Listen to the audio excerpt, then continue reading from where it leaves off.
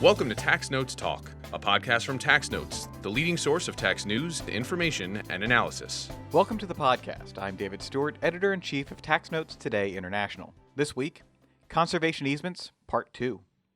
We're continuing our look at a divisive topic within the tax community. The first part of this series, which ran last week, features an interview with Robert Ramsey, the Executive Director of the Partnership for Conservation, which advocates for the use of investment vehicles in conservation easement deals. This episode, Part 2, features an interview with Steve Small, a conservation easement attorney in Boston and one of the authors of the federal income tax regulations on conservation easements. Listeners interested in a brief overview of the conservation easement issue and the controversies surrounding them should check out Episode 1 before moving on. I'm joined again by Tax Notes legal reporter Kristen Parillo. Kristen, welcome back to the podcast. Thanks, Dave, for having me back. Before we get to your interview for this week, could you give listeners a brief overview of the interview you did last week with Robert Ramsey? I asked Robert about the Partnership for Conservation's opposition to the IRS's enforcement strategy against syndicated easements and legislation that would cap the size of the deductions for donating an easement through these syndicated partnership deals. We also talked about an article he wrote for Tax Notes about a dirty dozen myths on syndicated easements, which has reignited the debate around whether syndicated deals are abusive. Now, you've just talked with someone with a distinctly different perspective. What sort of issues did you get into with Steve Small? Steve takes a traditional view of conservation easement donations. So I asked why he thinks that syndicated easement deals are abusive tax shelters and why he thinks legislation is needed to curb valuation abuse. All right, let's go to that interview. Welcome to the podcast, Steve. Thanks for joining us. Happy to be here, Kristen. Thank you for having me. So as you well know, the tax treatment of conservation easements has been getting a lot of attention the last few years. Let me start by asking if you agree that there should be tax incentives for donating a conservation easement? Absolutely. This provision, deduction for conservation easement, was first added to the tax code in 1976. It was modified and extended in 1980. And the idea was very simple then, and it's the same idea now. If someone has land that has important conservation values and might be tempted to sell out for development and just consider that pavement, there should be a federal tax incentive for people who want to protect that land instead of develop it. And that's really what a conservation easement is. One of the things I've found that's very unusual about this particular field is that it cuts across social and economic and geographic and even political lines. I remember having dinner 20 plus years ago in southern Arizona with a rancher who thought that Barry Goldwater was a communist, but by God, he didn't want any condominia in his valley, and he didn't want any real estate developers in his valley. So this is a provision that really can work for anyone who has land they love.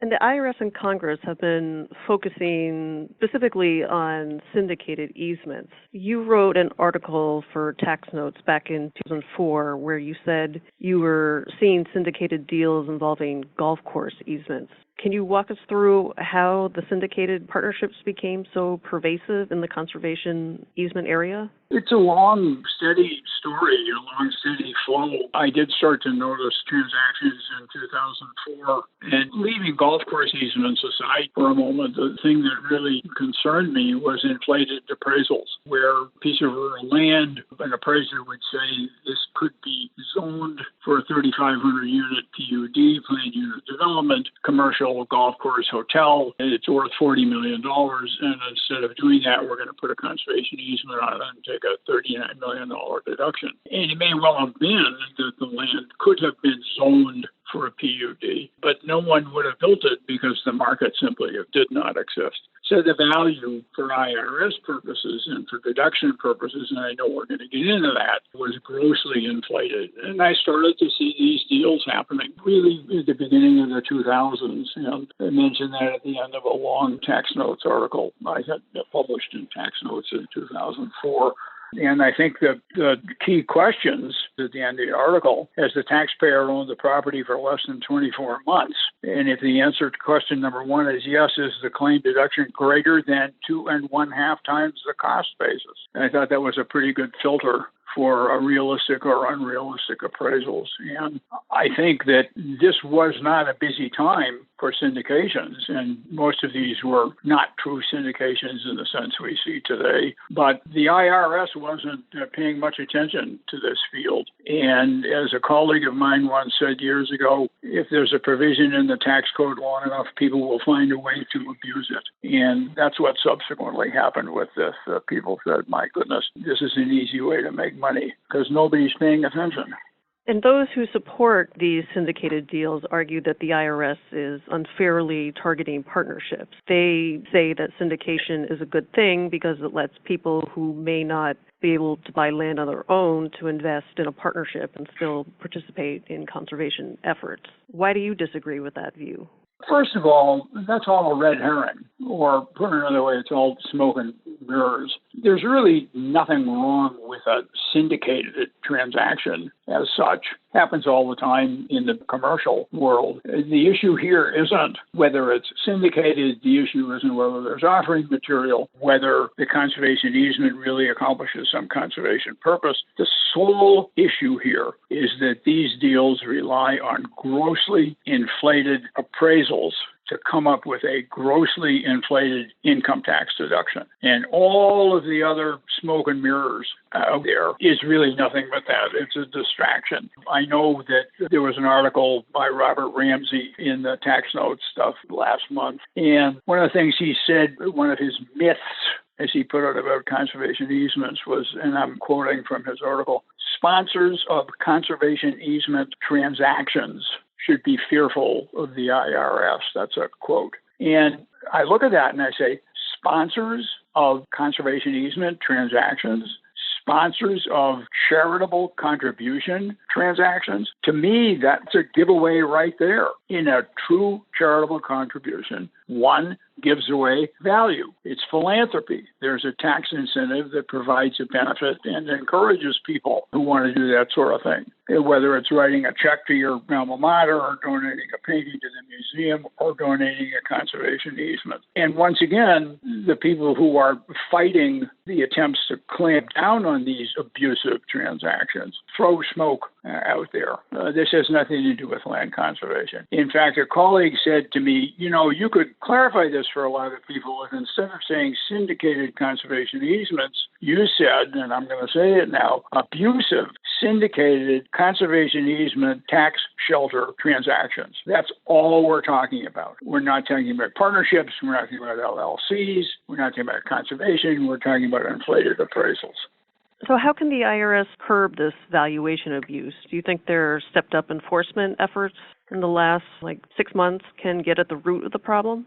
I think that's a great question. I've been concerned about these transactions for years. And I know the Land Trust Alliance, which is the umbrella organization for the land conservation groups around the country, has also been very concerned. And I know they've made attempts, and I've made attempts over the years to convince the IRS, listen, we know you have to audit transactions, okay? Nobody ever says, oh, good, come audit me. People complain about that. But there are some really bad transactions out there that you need to start auditing. And I know for a fact that the IRS was provided names, appraisers, promoters, syndicators, and so forth, and apparently nothing happened. Whether that was a lack of sufficient personnel, whether it was a lack of willpower, isn't really the issue. The IRS simply wasn't paying attention. And I don't mean that as a critical observation. The tax code is massive, and there are only so many things the IRS can pay attention to. But there's a part two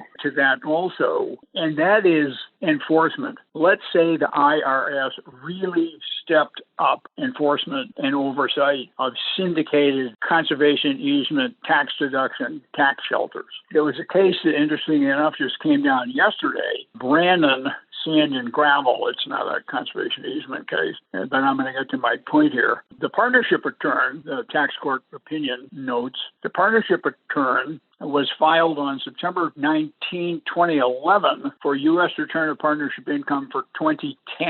Okay, that was a 2010 transaction that was at some point subsequent to that, audited. The tax court decision that finally closed this case and rendered a verdict against the taxpayer, forgetting appeals, okay, about which I know nothing in this particular instance, was reported on June 4th, 2020. So even in an enforcement case, even when the IRS is paying attention, even when the IRS wins, and then I say Brandon was not a conservation easement case, it takes so long, for lack of a better expression, justice to be done, that IRS enforcement efforts alone simply aren't going to do it. And one of the things that we've noticed with significant interest in these syndicated, abusive conservation easement tax shelter transactions is that so many of them today also have in the offering materials a request for funds to set up a legal defense fund. And it can be $200,000, it can be $300,000. I think I've seen one, $750,000. And what that means to me is if one of these transactions gets audited, it may not be resolved for a decade. And if 20 of them get audited, they may not be resolved for a decade. And there are hundreds and hundreds of these transactions going on right now. So that tells me that enforcement, even the best possible enforcement, isn't going to stop it. It's a situation where I think we need a change in the law to stop it. And we can talk about that. But I've said for a long time that if the IRS went after 8 to 10 of the appraisers who are the key participants in many of these transactions, they would really shut down a lot of these abusive transactions. And someone said to me a year ago, no, that's not true. There's so much money to be made here that if the IRS shuts down 8 to 10 people, there are at least 25 people in line right behind them ready to step up and do the work and get paid for it. So enforcement, again, intending no disrespect or criticism of the IRS, that's just not the way to stop this. Now, there's legislation pending in the House and Senate that would cap the size of the deduction that can be claimed by these syndicated transactions. Groups like the Partnership for Conservation don't like this bill. They say it would hinder conservation and retroactively increase taxes on taxpayers since the effective date is tied to December 2016 when the IRS issued the notice flagging these deals as a listed transaction. Do you think limiting the size of the deductions that can be claimed in these syndicated deals is fair? Years ago, a fellow from the IRS said to me about a related matter. He said, we don't need any new rules. We need people to follow the existing rules. The fact of the matter is the regulations already limit the size of the income tax deduction for any charitable contribution, and they limit it to the fair market value of the asset that's being contributed to charity. And the whole key here with these syndicated transactions is appraisers either don't understand that that's the rule or they think there's a different way to deal with it. And let me just give you one example. I've used this example before, and I'm changing a couple of the details, but this is all available in the public records, so I'm not giving away any secrets. Promoters purchased, let's say, 3,500 acres of relatively rural land for $13.5 million. And that works out rounding to about $4,000 an acre. The IRS rules state that you get a charitable deduction for the fair market value of the asset that you contribute to charity. And fair market value is defined, and this is the key. This is the whole key right here. Fair market value isn't whatever you think it might be. Fair market value is defined as the price at which the property would change hands between a willing buyer and a willing seller. There's more to it than that. But what that means is fair market value is what you would get if you put the property on the market and sold it. And in this case, getting back to my example, promoters bought 3,500 acres for $13 million, works out to $4,000 an acre. The promoters then sliced and diced that 3,500 acres into a number of smaller parcels, syndicated out in more than a dozen separate LLCs, more than a dozen separate deals, all of these parcels, and in the end total deductions generated for the investors who bought into these abusive tax shelter transactions was $1.4 billion. That means that an appraiser, or more than one appraiser, has said, either with a straight face or not, this property may have changed hands for $13.5 million, but it's really worth $1.4 billion. And going back to the definition of fair market value, I say to clients a lot that people love their land and often tend to think it's worth more than it really is worth. And I'll say, tell me, if you didn't own this piece of property, what would you pay for it if it was on the open market? And that's really the issue here. And there is no way that these appraisals that come up with these numbers resemble what a willing buyer would pay a willing seller. Nobody in any of these transactions would pay $400,000 an acre for land that recently changed hands at $4,000 an acre. So that's really the issue. That's really cutting to the chase. If people followed the rules and paid attention to the definition of fair market value, knowing that it means what would you pay for the property, what would a buyer pay for the property, we wouldn't need any new rules. But those rules have been abused, so I think people aren't going to stop voluntarily. I think we need legislation to fix it. And the Land Trust Alliance, with a number of sponsors on Capitol Hill, has introduced the Conservation Easement Program Integrity Act, and that provides math limits, number limits to the size of the deduction that can be taken in certain of these abusive transactions. This legislation is not designed to shut down conservation. It's not designed to make landowners aggravated. It's designed to stop these syndicated transactions. What we're talking about, these abusive syndications, this is not about land conservation. It's not about LLCs or partnerships. That's a tax-friendly vehicle of choice for all sorts of transactions and used appropriately all the time. This is not about investors. This is not about people who want to participate in land conservation in this great country of ours, but land is too expensive, but they can buy into a conservation deal here. This is not about the IRS, and it's not about the Department of Justice. This is all about grossly inflated appraisals that don't follow the rules that we already have. The rules we already have limit deductions to fair market value, and those rules are not being followed. So I think until we see legislation, we're going to see a continuation of these abusive tax shelter transactions. Well, my last question for you is, where do we go from here? Well, I think it has become, unfortunately, a legislative issue, intending no offense to this session of Congress or any other. The chances of getting legislation, any bill passed, are always slim. And I think there's a flip side to that. I wrote an article on syndicated transactions that was published in Tax Notes in 2016. And in that article, I suggested legislation that would limit the deduction if the claim deduction was greater than 250% of the investment. But I concluded that article with a very interesting and sad thought, and I want to repeat it here. The last section of that article was by Elijah Spear. Two of my colleagues in Washington who know their way around the Hill said, you got to watch out whenever you introduce legislation that's not a secret anymore. It's not in your pocket anymore. The interest groups will form that want to oppose it, and they'll be out there spending money opposing it. So you can introduce legislation, but there's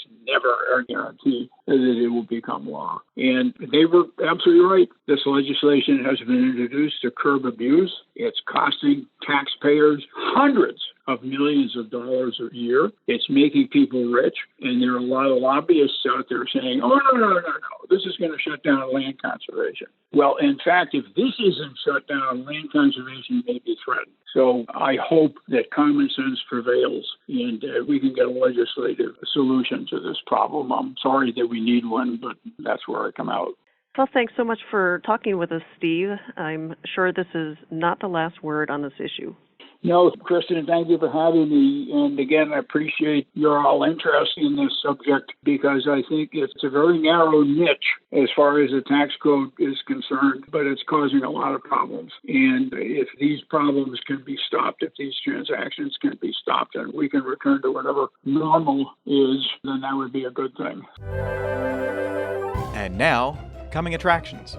Each week we highlight new and interesting commentary in our magazines. Joining me now from her home is Content and Acquisitions Manager Faye McCray. Faye, what will you have for us?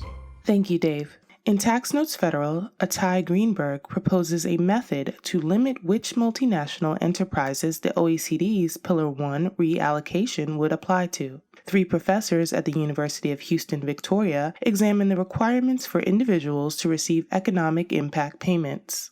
In Tax Notes International, Andrew Hughes develops several practical arguments and strategies that transfer pricing and international tax practitioners can use in today's economic environment. Tatiana Falco discusses the EU's proposed carbon border adjustment mechanism. Tax Notes Federal, Tax Notes State, and Tax Notes International are launching Global Roundtable, a regular series that brings together experts from each discipline to help advance the discussion on tax issues. In the first installment, the authors discuss whether the OECD should release its recommendations for taxing the digital economy this year in light of the disruption caused by the COVID-19 pandemic. You can read all that and a lot more in the pages of Tax Notes Federal, State, and International. That's it for this week. You can follow me online at TaxStew, that's STEW, and be sure to follow at Tax Notes for all things tax. If you have any comments, questions, or suggestions for a future episode, you can email us at podcast@taxanalyst.org. And as always, if you like what we're doing here, please leave a rating or review wherever you download this podcast. We'll be back next week with another episode of Tax Notes Talk. Tax Notes Talk is a production of Tax Notes. You can learn more about us by visiting www.taxnotes.com/podcast. When major media wants the straight story, they turn to Tax Notes. Thank you for listening, and join us again for another edition of Tax Notes Talk. Tax Analyst Inc. does not provide tax advice or tax preparation services. Nothing in the podcast constitutes legal, accounting, or tax advice. A full disclaimer is included in the transcript.